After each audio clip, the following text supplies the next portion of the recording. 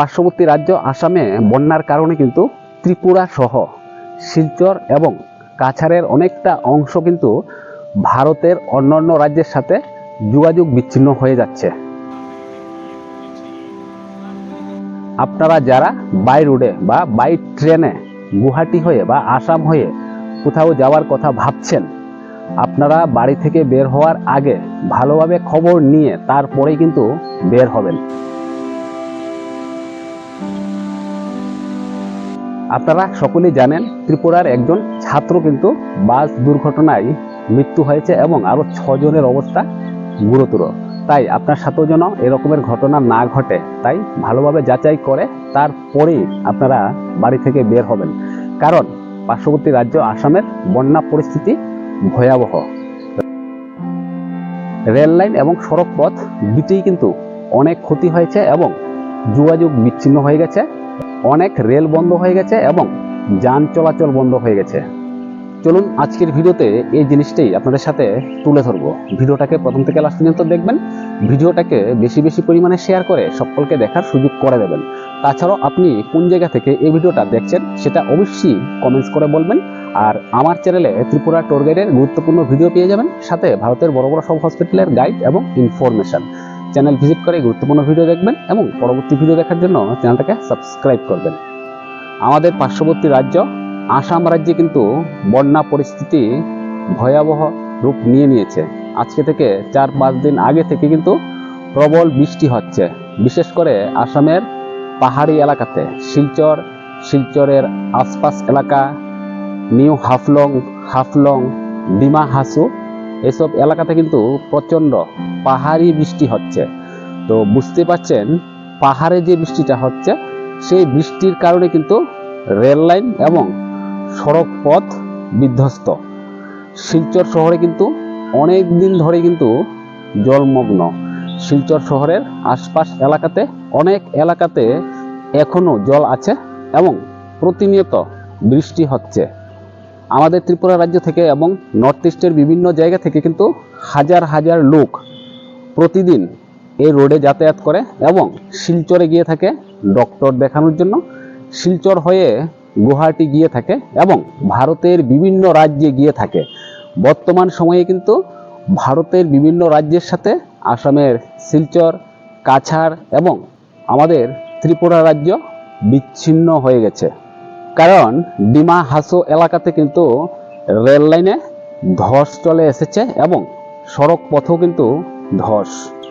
প্রতি বছরই কিন্তু কাছাড়বাসী এবং শিলচরবাসী সাথে ত্রিপুরাবাসী কিন্তু এই সমস্যাটা ভোগ করছে। ত্রিপুরাতে কিন্তু অলরেডি পেট্রোল এবং ডিজেলের রেশনিং ব্যবস্থা চালু করা হয়েছে, মানে প্রতিটা বাইক এবং অটোতে প্রতিদিন 200 টাকা করে আপনারা তেল নিতে পারবেন। তাছাড়াও বড় গাড়িতেও কিন্তু আপনারা প্রতিদিন হিসাব করেই, মানে রেশনিংয়ের মাধ্যমে কিন্তু আপনারা তেল নিতে পারবেন। অলরেডি কিন্তু তেলের সংকটের মতন একটা পরিস্থিতি তৈরি হয়েছে, সংকট যদিও এখনো হয়নি। সরকার কিন্তু এই বিষয়টা সঠিকভাবে মোকাবিলা করছে। কিভাবে এই বিষয়টা থেকে উতরে যাওয়া যায় এই বিষয়টা কিন্তু সরকার ভালোভাবেই জানে। আসামের শিলচর, ডিমা হাসো, নিউ হাফলং সহ বিভিন্ন এলাকায় জাতীয় সড়ক কিন্তু জলপ্লাবিত। জাতীয় সড়ক কিন্তু নদীর মতন হয়ে গেছে।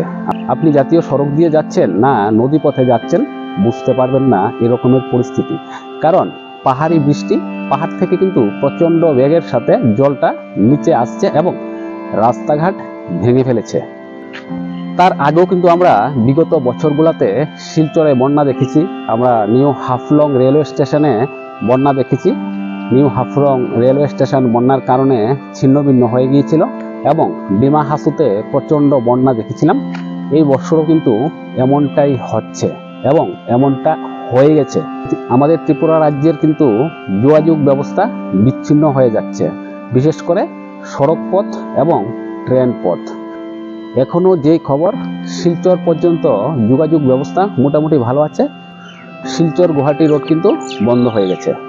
তাছাড়াও আপনারা দেখেছেন যে আগরতলা টু গুয়াহাটিগামী একটা বাস অ্যাক্সিডেন্ট হয়েছে এবং ত্রিপুরার একজন স্টুডেন্টের মৃত্যু হয়েছে, সাথে কিন্তু 6 জন গুরুতর আহত এবং 30 জনের মতন আহত আছে।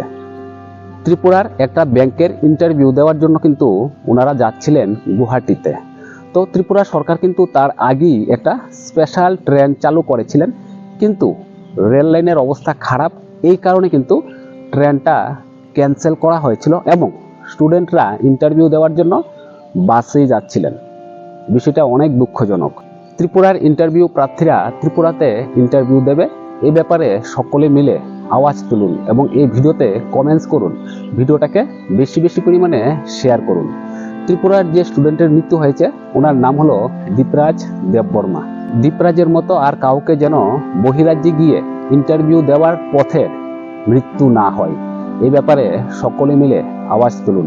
ভিডিওটাকে বেশি বেশি পরিমাণে শেয়ার করে সকলকে দেখার সুযোগ করে দিন, যেন সকলে এই ব্যাপারে আওয়াজ তুলতে পারে এবং এই বিষয়টা যেন ব্যাংক কর্তৃপক্ষের নজরে আসে। বর্তমানে রেশনিংয়ের মাধ্যমে আমাদের ত্রিপুরা রাজ্যে পেট্রোল এবং ডিজেল দেওয়া হচ্ছে, কিছুটা সময় পরে কিন্তু খাদ্য সংকট দেখা দিতে পারে। তাই সরকারের কাছে আবেদন রইল, এই রাস্তাটাকে যত তাড়াতাড়ি সম্ভব মেরামত করা হোক এবং পার্মানেন্ট সলিউশন করা হোক।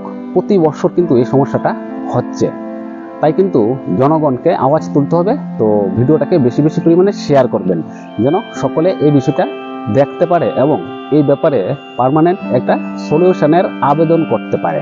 সো বন্ধুরা, আশা করি আপনারা বুঝতে পেরেছেন আসামের বর্তমান বন্যা পরিস্থিতি। ত্রিপুরা সহ শিলচর এবং কাছাড় ডিস্ট্রিক্টের বিভিন্ন এলাকা কিন্তু ক্ষতিগ্রস্ত হচ্ছে এবং যান চলাচল বন্ধ হওয়ার ফলে কিন্তু বিভিন্ন জিনিস, বিশেষ করে খাবার এবং জ্বালানির অভাব হচ্ছে। তো আপনি যদি যে কোনো জায়গায় যেতে চান, সেটা অবশ্যই খবর নিয়ে তারপরেই যাবেন। আর ভিডিওটা দরকারি মনে করলে একটা লাইক করবেন এবং ভিডিওটাকে বেশি বেশি পরিমাণে শেয়ার করে সকলকে দেখার সুযোগ করে দেবেন। তাছাড়াও আমার চ্যানেলে ত্রিপুরা ট্যুর গাইডের গুরুত্বপূর্ণ ভিডিও পেয়ে যাবেন, সাথে ভারতের বড় বড় হসপিটালের গাইড এবং ইনফরমেশন। চ্যানেল ভিজিট করে গুরুত্বপূর্ণ ভিডিও দেখবেন এবং পরবর্তী ভিডিও দেখার জন্য চ্যানেলটাকে সাবস্ক্রাইব করবেন। সো বন্ধুরা, আজকের ভিডিওটা সম্পূর্ণ দেখার জন্য আপনাদেরকে অসংখ্য ধন্যবাদ। আবার দেখা হবে আপনার সাথে পরবর্তী একটা গুরুত্বপূর্ণ ভিডিওতে। পরবর্তী ভিডিও দেখার আমন্ত্রণ রইল। এই সময়টার মধ্যে সকলে ভালো থাকবেন। টাটা।